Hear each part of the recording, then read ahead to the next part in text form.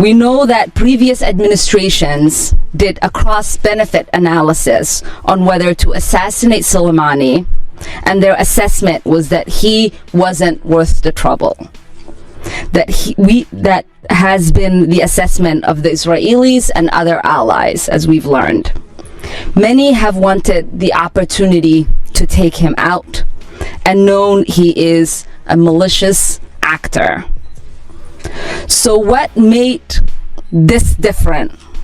That it didn't require clear deliberation of what was going to be. At the very start, the narration recalls how earlier U.S. administrations carefully debated the idea of assassinating Qasem Soleimani. Analysts conducted cost-benefit studies and concluded that such a move wasn't worth the chaos it might unleash. Even Israel and other close allies held back, understanding that Soleimani was a dangerous man, but also that removing him could ignite a wider conflict. This segment reminds us how decisions of life and death are never made in isolation. The focus here is on judgment, caution, and the gravity of global consequences. The question arises, what changed this time? Why was a decision made without the same level of restraint? This introduces the idea that political urgency might have overtaken long-term strategic thinking. The opening builds anticipation for what follows, a clash of ideas about leadership, evidence, and responsibility. By grounding the story in history, the video prepares viewers to understand the modern controversy that's about to unfold. What do you make of all of this, Congressman? First of all, Ilhan is wrong. Obviously, the State Department corrected the record. We know that Iran, through their proxies, have doled out death to Americans. We also know that there is no way that Hamas would have attacked Israel, in which, yes, there were Americans who were either killed or taken hostage without Iran approving that attack. That's just a fact. And so for my colleague to make a statement like that is just completely ignorant. And so, look, at this point, Israel is the one that is carrying out these airstrikes against Iran. A nuclear Iran is something the entire region does not want to see. Obviously, Israel doesn't want to see that, but many other countries in that region don't want to see it as well.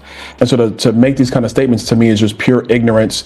And frankly, it defiles the members of our country who have been killed by Iranian proxies or by direct Iranian attacks over the years. As the video shifts tone, the attention turns to Ilhan Omar's sudden online claim that Iran hasn't attacked Americans. Within minutes, social media erupts with outrage and disbelief. The internet reacts as if a political firestorm has been lit, and clips begin spreading across every major platform. This is where politics meets virality, where a single tweet can overshadow years of policy. The sequence captures how modern debates now unfold more on screens than in chambers of Congress. But then comes the counterpunch. Congressman Byron Donalds steps into the spotlight, armed with facts and clarity. His approach is calm, yet commanding, transforming the heated narrative into a debate grounded in truth. In less than a minute, he begins dismantling Omar's claim, forcing viewers to reconsider what they thought they knew. This transition from noise to substance is what makes the moment so striking, and why it instantly gained national attention. Oh, you know, in 2022, surviving family members and victims from Iran's attacks won a case against Iran, holding the regime accountable because of its support for terror actors who killed or injured 30 U.S. personnel in Afghanistan. We should point out more than 7,050 U.S. service members have died since 9/11 in war zones in Iraq, in Afghanistan, in the Middle East. Many of them at the hands of Iran. Let's get your reaction to this. Let's go to the co-host of ABC's The View, basically attacking what Israel is trying to do in its fight for survival. Watch this. Well, that's what I think is very problematic, because what people aren't talking about is that Israel preemptively struck Iran. And so I think the conversation would be very different if another country preemptively sent missiles to this country, right? No one would be saying, this is fine with... Sure. Because I think that the Iranian... Byron Donalds opens with authority, rejecting the idea that Iran is innocent of aggression. He outlines the deadly influence of Iranian proxies, such as Hamas and Hezbollah, who have long targeted Americans and Israelis. His words carry weight because they're backed by historical record and intelligence briefings. Donalds calls Omar's statement completely ignorant, insisting it disrespects the memories of U.S. service members killed by Iran's actions.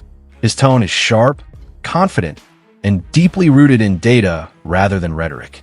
He expands the point to the regional level, explaining that Israel's current actions are a response to Iran's escalating threats, not a random act of hostility. Donalds describes the idea of a nuclear Iran as a nightmare scenario for the entire Middle East.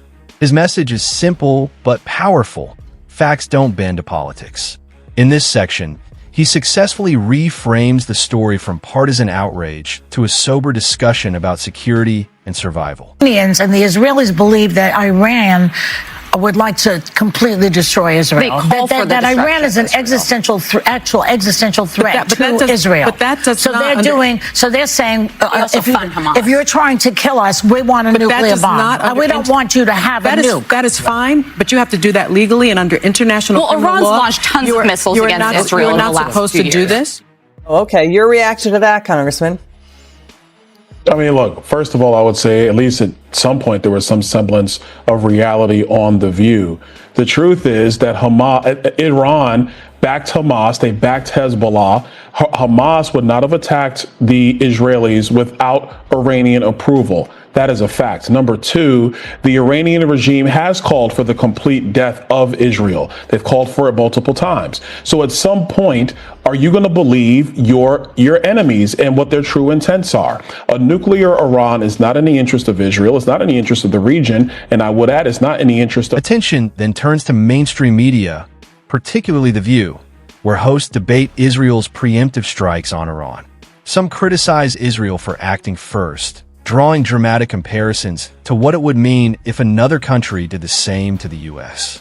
Yet others on the panel reluctantly admit that Iran poses an existential threat to Israel's survival. This mixture of moral reasoning and selective logic reflects the divided state of public opinion. It's not just a political disagreement. It's a mirror of how America consumes global events. Byron Donalds addresses this head-on.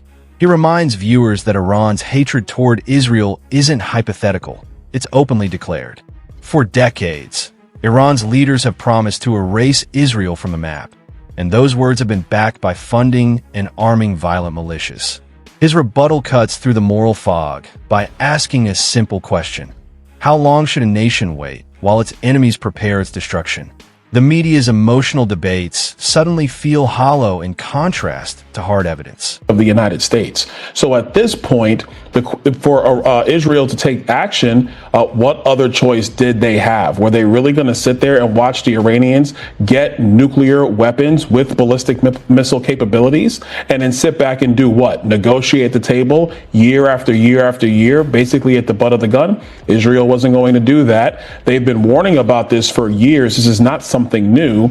And so once it became clear that Iran was close to actually having nuclear weapons, then they decided to act. And let me also bring this other argument up because this one is happening in the United States. This is very different from the WMD conversation with Iraq back in the early 2000s. There was skepticism about WMDs in Iraq. We could always go back down that history. There is no dispute about the Iranians trying to get a nuclear weapon system. No dispute whatsoever. Congressman Byron Donalds, always a pleasure and wonderful to have you back on the show. It's great to see you again. Thanks for joining us.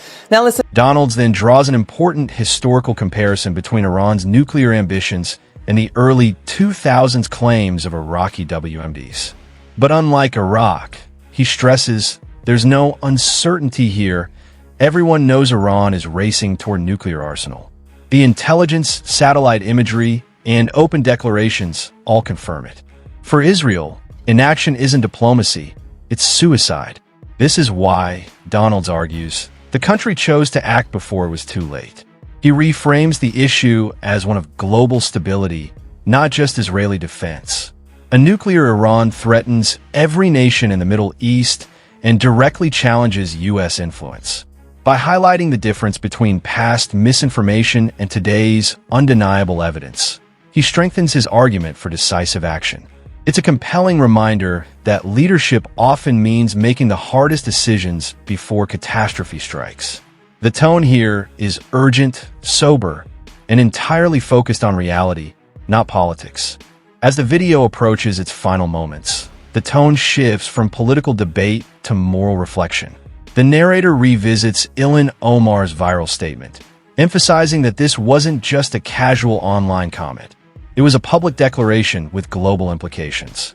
Words from elected officials carry power far beyond a tweet, especially when they distort the reality of life and death conflicts.